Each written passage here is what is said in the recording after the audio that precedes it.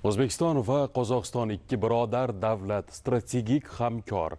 Barcha sohalar qatori transport logistika yo'nalishidagi aloqalar yangi bosqichga chiqmoqda.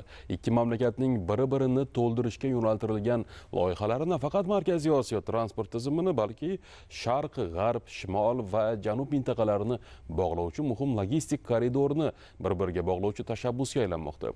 Qozog'istondan tayyorlangan lavha orqali mavzuni muxbirimiz davom ettiradi.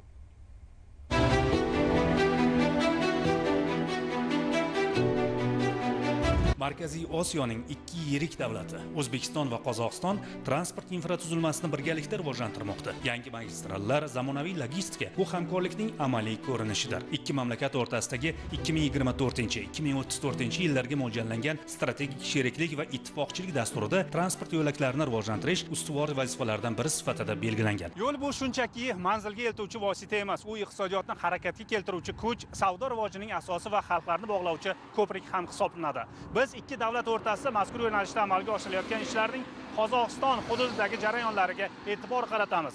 Chegara hududidagi ikki yirik loyiha Sariyag'ash aylanma avtomobil yo'li hamda Olma-Toshkent-Termiz avtomagistrali.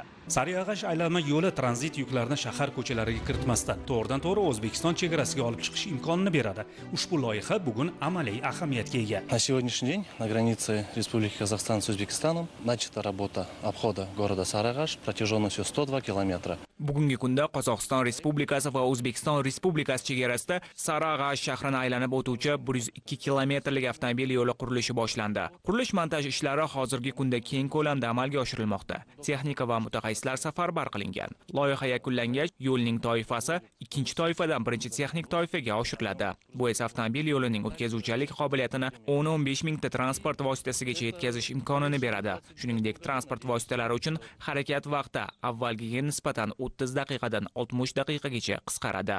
Taqdim etilgan ma'lumotga ko'ra, loyiha 2029-yilda oxiriga yetkaziladi. Joriy yil rejalariga muvofiq yer ishlari to'liq yakunlanishi va ba'zi uchastkalarda asfalt yotqizish ishlari boshlanishi ko'zda tutilgan. Ayni kunlarda esa transport vositalari harakati xavfsizligini ta'minlash maqsadida vaqtinchalik aylanma yo'l ham qurilmoqda.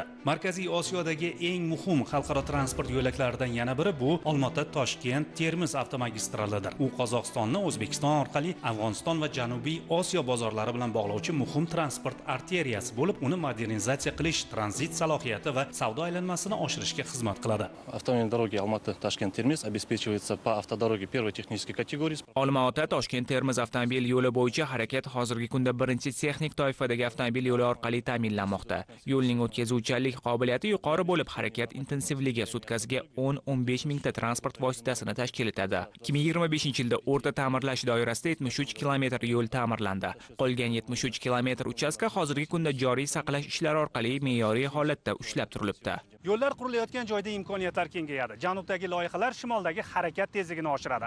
Sariyag'ash aylanma yo'li ham ana shunday loyihalardan biri. U nafaqat tirbandliklarni qisqartiradi, balki Toshkentdan Ostonagacha bo'lgan strategik transport yo'lagining yangi suratda ishlashiga zamin yaratadi. Bu esa ikki qardosh davlat iqtisodiyotini bir-biriga yanada yaqinlashtiruvchi muhim qadamdir. Akbarali Allayev, Nail Rahmatulin, O'zbekiston 24 telekanalining Ostonadagi muxbirlik punktidan maxsus tayyorlandi.